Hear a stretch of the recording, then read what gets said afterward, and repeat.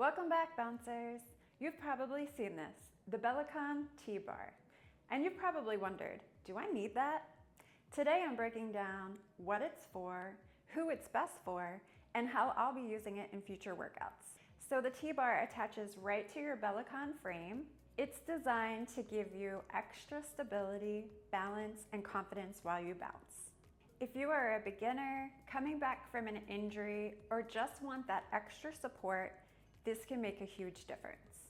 What I love is it lets you push a little further without worrying about losing your balance. The T-bar is height adjustable and you just control it by that lever. You want to make sure it's at 90 degrees.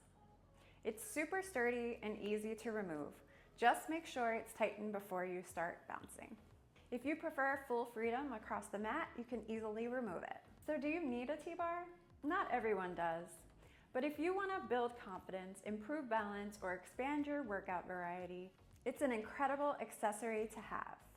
And here's what I'm most excited about. I'll be using it more for upcoming beginner-friendly videos as well as more balance routines. If you haven't already watched my other bellicon review videos, I'll link them below. As always, if you have any questions, drop them in the comments. I'm happy to help.